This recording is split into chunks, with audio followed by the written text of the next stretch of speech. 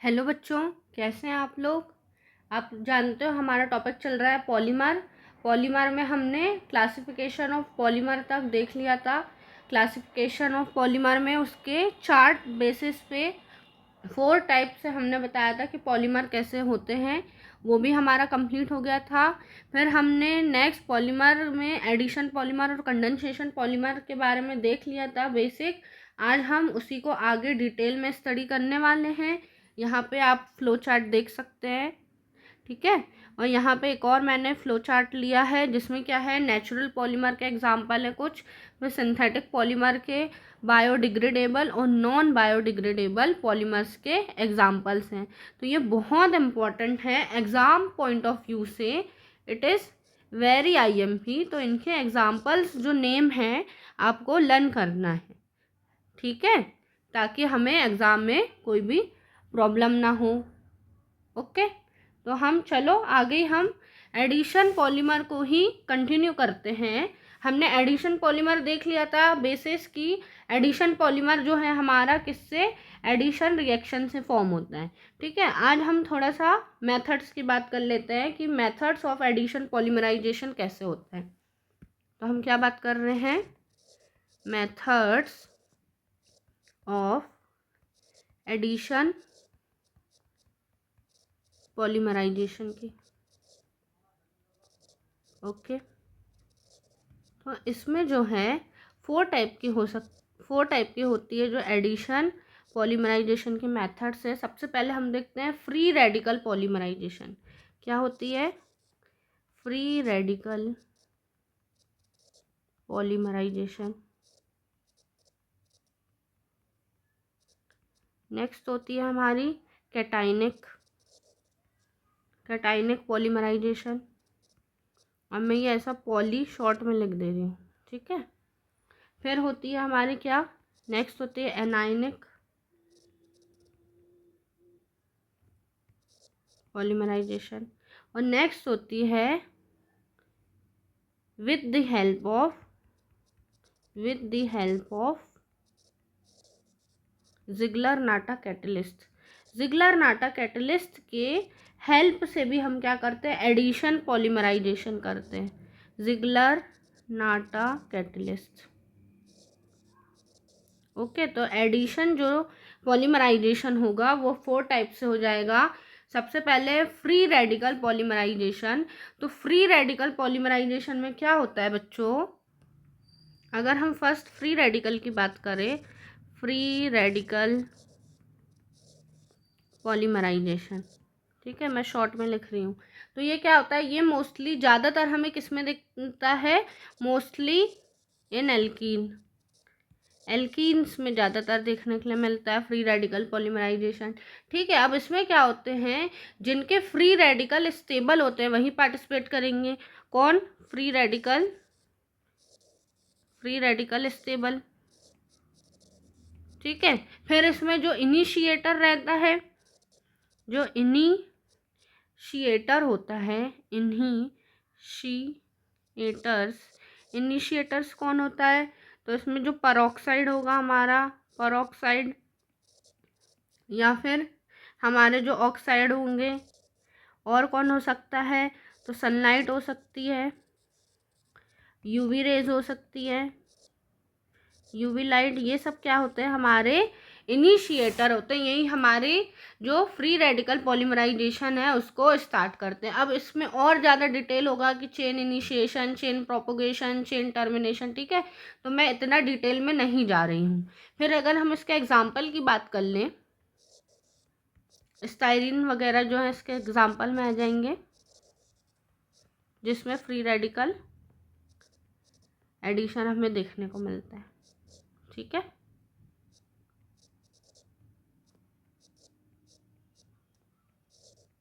उसके बाद अगर हम बात करें सेकेंड किसका, कैटाइनिक पॉलीमराइजेशन का, मैं शॉर्ट में बता रही हूँ, ओके। कैटाइनिक पॉलीमराइजेशन वो किस में होता है, तो जिसमें क्या हो, कैटायन स्टेबल हो, कैटायन स्टेबल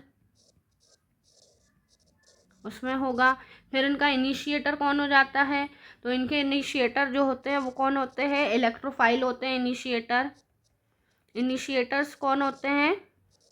इलेक्ट्रोफाइल्स इनके इनिशिएटर होते हैं, जैसे कि कौन? BF3 या फिर H+, इन सबको ले लो। ये क्या करते हैं? रिएक्शन को इनिशिएट करते हैं। फिर इनका एग्जाम्पल ले लो।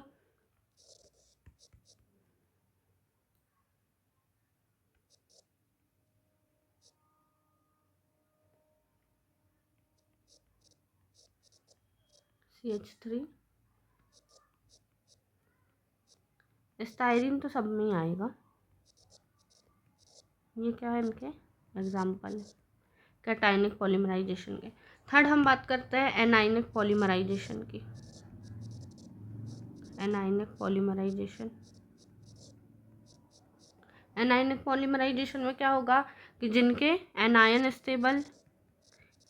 स्टेबल, अब इसके इनिशिएटर कौन होते हैं? इनके इनिशिएटर हो जाएंगे हमारे कौन? इनिशिएटर हो जाएगा हमारा न्यूक्लियोफाइल। इनिशिएटर कौन रहते हैं? तो न्यूक्लियोफाइल जो है वो इनिशिएटर हो जाएंगे। जैसे कि NH2 ले लो, NH2 2-, फिर H-, ये सब क्या है? इसके एग्जाम्पल हो जाएंगे, जिनके क्या हो जाएंगे? इनिशिएटर के एग्जाम्पल हो जाएंगे। ठीक है।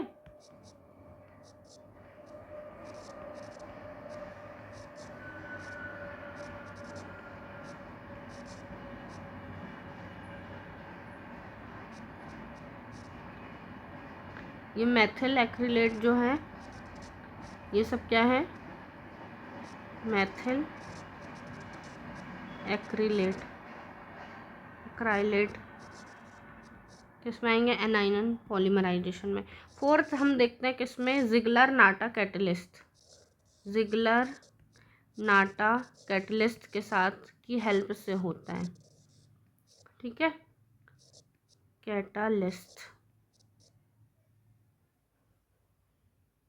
जिगलर नाटा कैटलिस्ट के हेल्प से होता है। तो ये क्या होता है? एक हेट्रोजीनस कैटलिस्ट तो यू है, जो कि किसके पॉलीमराइजेशन में यूज होगा? ओलिफिन, एथाइलिन और प्रोपाइलिन, इन सबके पॉलीमराइजेशन में यूज होता है। कौन? जिगलर नाटा कैटलिस्ट। कैसा है जिगलर नाटा कैटलिस्ट? कैसा है? तो हेट्रोजीनस कैटलिस्ट है ये, हेट्रोजीनस कैटलिस्ट है।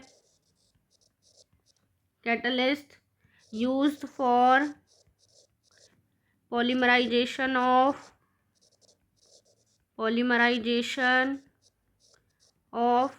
किसका? Olefin.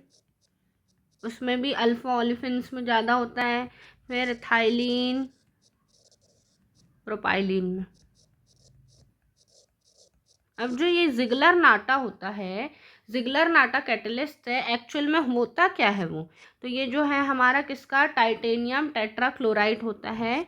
Titanium tetrachloride plus Et3 aluminium, ये होता है क्या? ऑर्गेनो एल्यूमिनियम कंपाउंड और टाइटेनियम टेट्राक्लोराइड का मिक्सचर होता है क्या? जिगलर नाटा कैटलिस्ट। ये क्या होता है? जिगलर नाटा कैटलिस्ट। ये क्या करता है? पॉलीमराइजेशन में हेल्प करता है। ठीक है, तो ये सब क्या था? एडिशन पॉलीमराइजेशन के मेथड्स थे जिसको हमने डिस्कस किया था। अब हम एडिशन पॉलीमराइजेशन जो है उसके कुछ एग्जाम्पल्स देखेंगे। ठीक है, क्या देखेंगे हम? एग्जाम्पल्स ऑफ एडिशन पॉलीमर्स के, एग्जाम्पल्स ऑफ एडिशन पॉलीमर्स के। ओके, तो हम सबसे पहले देखते हैं किसकी? पॉलीथीन बनने की प्रोसेस। सबसे पहले क्या है पॉलीथीन बनने के लिए? तो ये है हमारे पास इथीन मॉलिक्यूल। ठीक है, इसका हमने क्या करें? पॉलीमराइजेशन करें। क्या करें यहाँ पे हमने? पॉलीमराइजेशन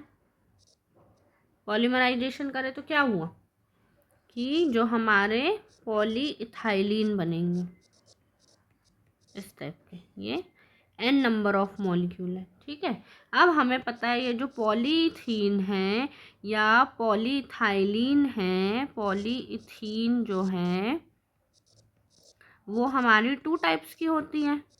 एक हमें पता है क्या, लो डेंसिटी पॉलीथीन होती है, और एक होती है हमारी हाई डेंसिटी पॉलीथीन। ठीक है, एक क्या होती है, लो डेंसिटी पॉलीथीन, और एक हाई डेंसिटी पॉलीथीन।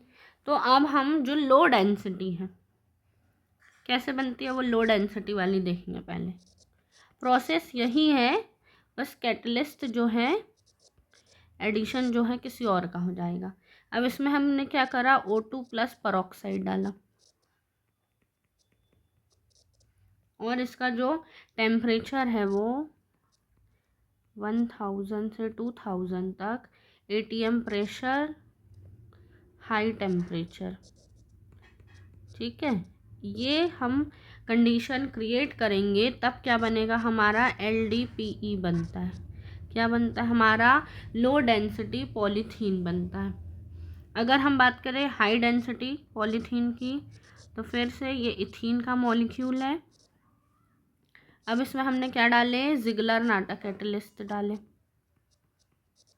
अभी हमने ऊपर पढ़ा है थोड़ी देर पहले जिगलर नाटा कैटलिस्ट, वही हम डालेंगे, हीट करेंगे, प्रेशर भी रहेगा, तो क्या होगा, हमारी हाई डेंसिटी पॉलीथीन बनेगी।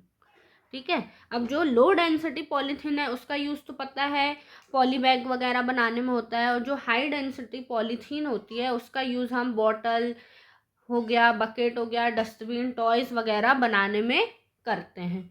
ठीक है, तो ये क्या था, फर्स्ट एग्जांपल हमने किसका देखा, इथीन, पॉलीथीन बनाया। चलो नेक्स्ट हम बात कर लेते किसकी, पॉली प्रोपाइलीन बनाएंगे। अब क्या बनाएंगे, पॉली प्रोपाइलीन। तो पॉलीप्रोपाइलीन किससे मिलके बनता है, तो प्रोपाइलीन के मॉलिक्यूल से। ठीक है, ये क्या है, हमारा प्रोपाइलीन है। अब हम इसको क्या करेंगे, हाई टेम्परेचर पे हीट, हाई टेम्परेचर और प्रेशर पे हीट करेंगे, पॉलीमराइजेशन करेंगे, तो क्या बनेगा हमारा पॉलीप्रोपाइलीन। यहाँ क्या लिखेंगे हम, पॉलीमराइजेशन, तो क्या बन गया, CH2 CH3, यहाँ n नंबर ऑफ मॉलिक्यूल्स बनेंगे, जिसको हम क्या बोल देते हैं, पॉलीप्रोपाइलीन। ठीक है, पॉलीप्रोपाइलीन का जो फीडिंग बॉटल वगैरह रहती है, बच्चों को फीड कराने वाली बॉटल जो थोड़ी सॉफ्टन सी रहती है, उसको बनाने, रस्सी, रोप वगैरह बनाने में इसका यूज़ होता है। नेक्स्ट हम बात कर रहे हैं किसकी, स्टायरीन की। ठीक है, नेक्स्ट क्या है हमारा, स्टायरीन, स्टायरीन, पॉलीस्टायरीन, स्टायरीन नहीं, पॉलीस्टायरीन। तो पॉलीस्टायरीन कैसे बनता है, n नंबर ऑफ जो हमारे स्टायरीन है, n नंबर ऑफ क्या है, स्टायरीन है, इसका ही हम क्या करेंगे, पॉलीमराइजेशन करेंगे, तो क्या बन जाएगा, पॉलीस्टायरीन। क्या बन जाएगा, पॉलीस्टायरीन।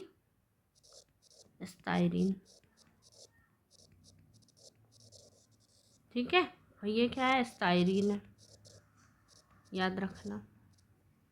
ओके, अब पॉलीस्टायरीन जो है उसका यूज़ क्या होता है, तो थर्माकोल है, या जो टीवी रेडियो वगैरह के कैबिनेट्स बनाने में इनका क्या होता था, क्या होता है, यूज़ होता है, था नहीं, यूज़ होता है। नेक्स्ट हम बात कर ले किसकी, फोर्थ, PVC बनाना है हमें, क्या, पॉलीविनाइल क्लोराइड। तो पॉलीविनाइल क्लोराइड का मोनोमर क्या है, विनाइल क्लोराइड। क्या है, विनाइल क्लोराइड। तो हमने क्या करें, n number of vinyl chloride लिया,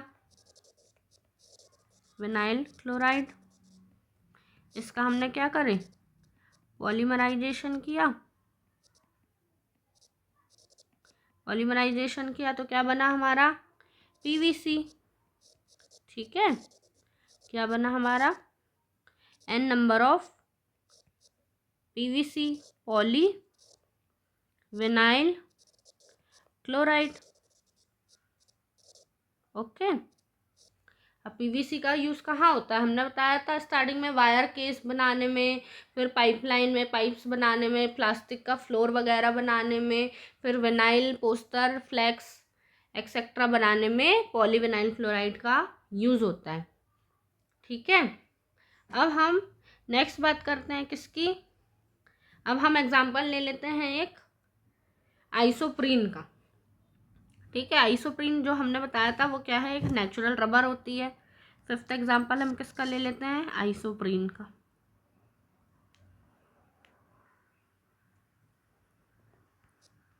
ये है हमारा क्या, आइसोप्रीन। यहाँ CH2, यहाँ पे CH2, N नंबर ऑफ है क्या, आइसोप्रीन। ठीक है, अब इसका क्या करेंगे हम, वही पॉलीमराइजेशन, पॉलीमराइजेशन किया, क्या होंगे, या ये जो बॉन्ड है यहाँ जाएगा, ये वाला बॉन्ड बाहर की तरफ, तो क्या होगा, कुछ इस तरीके से स्ट्रक्चर बन जाएगा हमारा। यहाँ CH2, यहाँ CH3, यहाँ H, यहाँ पे CH2, ऐसे N नंबर ऑफ मॉलिक्यूल बनेंगे। ये क्या है हमारा, और सब कैसे रहेंगे, ऑल सिस मॉलिक्यूल रहेंगे, ऑल सिस पॉली आइसोप्रीन बनेगा। ठीक है, और यही क्या होता है हमारा, नेचुरल रबर होता है ना, नेचुरल रबर होता है। तो ये कुछ एग्जाम्पल थे हमारे किसके, एडिशन पॉलीमर के।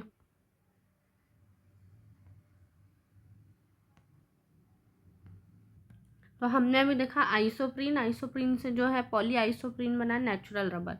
ठीक है, तो जो नेचुरल रबर होती है एक्चुअल में वो बहुत ज़्यादा उसमें इलास्टिसिटी नहीं पाई जाती, तो उसके लिए हम क्या करते हैं, एक वल्कनाइजेशन प्रोसेस करते हैं, जिसके थ्रू क्या होता है कि जो हमारी रबर है उसकी स्ट्रेंथ को बढ़ा सकते हैं।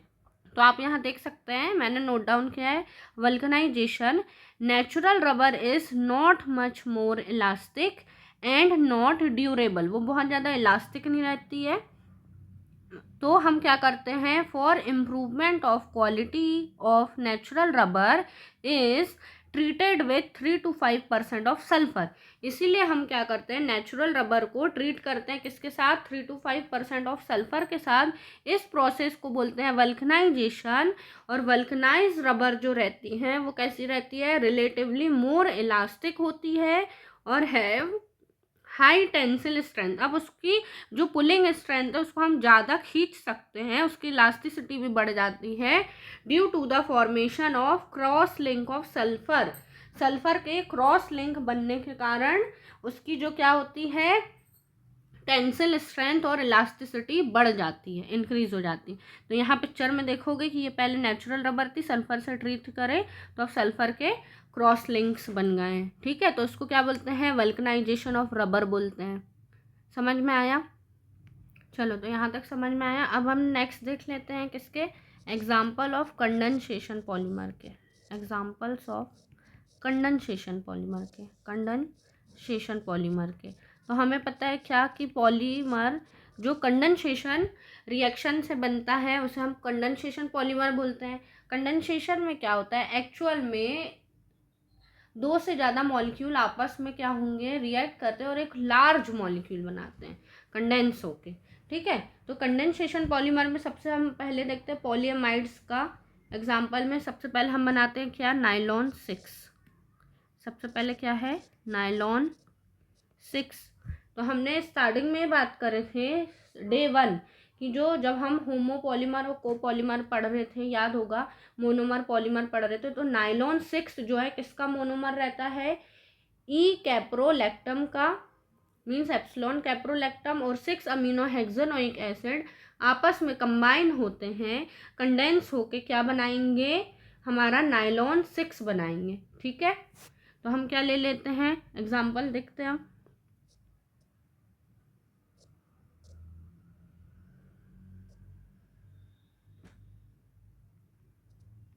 ये है हमारा क्या,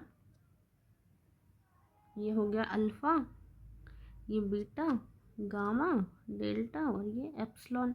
ये है हमारा क्या, एप्सिलॉन कैप्रोलैक्टम। Caprolactam, caprolactam. और क्या रहेगा हमारे पास, रहेगा 6 अमीनो हेक्सानोइक एसिड। ये OH COO, ये 6 है। ये अमीनो ग्रुप यहाँ जुड़ा है। ये है हमारा 6 अमीनो हेक्सानोइक एसिड। ये क्या होंगे, आपस में कंडेंस होंगे। इसमें क्या होगा, वाटर मॉलिक्यूल का लॉस होगा, ठीक है। और क्या बनेगा हमारा, नाइलॉन 6 बनेगा। क्या बनेगा, नाइलॉन 6 COO, ये हो जाएगा हमारा CH2, ठीक है। तो ये हमारा नाइलॉन 6 बना है। अब नाइलॉन 6 का यूज़ धागा वगैरह बनाने में, थ्रेड वगैरह बनाने में यूज़ किया जाता है। नेक्स्ट अब हम देखते हैं पॉली ईस्टर का एक एग्जांपल ले लेते हैं। ये पॉलीएमाइड का एग्जांपल है। इसी में नाइलॉन 6 भी बनेगा। वो हेक्सामेथाइलिन डाइएमीन और एडिपिक एसिड से बनता है ना। ओके, अब नेक्स्ट हम पॉली ईस्टर का एग्जांपल ले लेते हैं। तो वो क्या हो जाएगा, टेरिलीन हो जाएगा। सेकंड क्या देख लेते हैं हम, टेरिलीन। टेरिलीन, टेरिलीन को क्या बोलते हैं, और डेक्रोन भी बोलते हैं टेरिलीन को, है ना। तो ये टेरिथैलिक एसिड और एथाइलिन ग्लाइकोल के मिक्सचर से, इन दोनों को मिक्सअप करके पॉलीमराइजेशन करते हैं, तब बनता है। तो मैं इसका स्ट्रक्चर ड्रॉ करती हूँ। इसके स्ट्रक्चर थोड़े से टफ है, पर प्रैक्टिस करके हमें बन जाएंगे।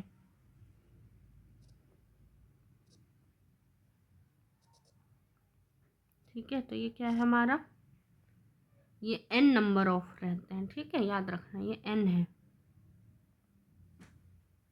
N नंबर ऑफ मॉलिक्यूल्स रहते हैं। ये क्या है हमारा, टेरिथैलिक एसिड। टेरिथैलिक एसिड। और क्या हो जाएगा हमारा फिर,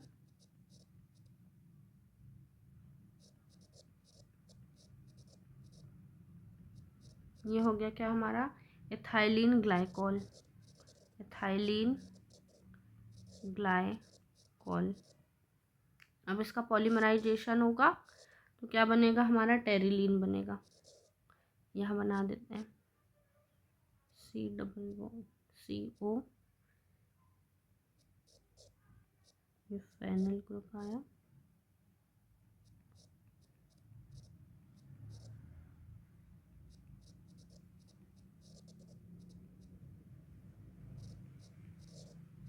ये क्या है हमारा, टेरिलीन। टेरिलीन, ठीक है। तो टेरिलीन जो है, इसका यूज़ कहाँ होगा, फाइबर्स, कपड़े बनाने में, धागे बनाने में, पैराशूट का जो कपड़ा होता है, रेनकोट वगैरह बनाने में इनका टेरिलीन या डेक्रोन का यूज़ होता है, ठीक है। उसके बाद हम नेक्स्ट देखते हैं। तो फिनॉल फॉर्मेल्डिहाइड जो पॉलीमर होते हैं वो भी कंडेंसेशन पॉलीमर से बनते हैं। उसमें एक लीनियर पॉलीमर होता है जिसको नॉरलैक या रिसॉल बोलते हैं, और एक 3D पॉलीमर होता है जिसको हम बेकेलाइट बोलते हैं, ठीक है। बेकेलाइट वो ब्लैक कलर का रहता है, कुकर वगैरह के हैंडल्स हमने देखे हैं, ठीक है। नेक्स्ट अगर हम बात करें, नेक्स्ट और हम क्या एग्जाम्पल देख लेते हैं किसका, यूरिया फॉर्मेल्डिहाइड रेजिन का देख लेते हैं। एक किसका, यूरिया फॉर्मेल्डिहाइड रेजिन, ओके। इसका एक एग्जांपल देख लेते हैं।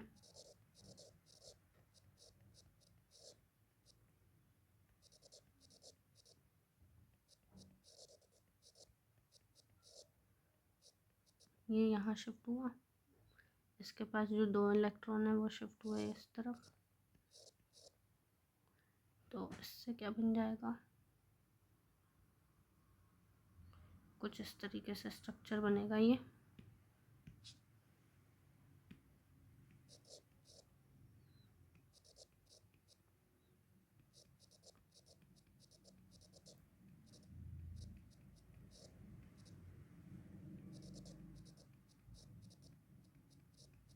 अगर ये आगे बढ़ेगा तो कुछ इस तरीके से,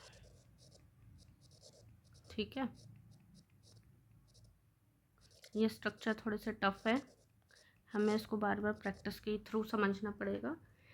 और उसके बाद एक मेलामाइन फॉर्मेल्डिहाइड पॉलीमर भी बनता है, ठीक है। मेलामाइन से उसका जो पॉलीमर बनता है वो सब भी, ऐसे तो बहुत सारे एग्जांपल्स हैं। तो ये कुछ कंडेंसेशन पॉलीमराइजेशन का एग्जांपल देखा हमने। उसके बाद जो पॉलीमर्स के यूजेस हैं, यूजेस ऑफ पॉलीमर है, वो भी बहुत इम्पॉर्टेंट है। वो मैं अभी उसकी टेबल यहाँ पे ऐड नहीं किया है, मैं चैनल पे अलग से उसको डाल दूँगी, जो हमारी टेबल रहेगी यूजेस ऑफ पॉलीमर्स की, तो आप वहीं से इसको स्टडी कर लेना। तो हमारा ये जो पॉलीमर चैप्टर है वो यहाँ पे कंप्लीट होता है। ओके, वीडियो अच्छा लगा हो तो लाइक करना और चैनल को सब्सक्राइब करना। Thank you.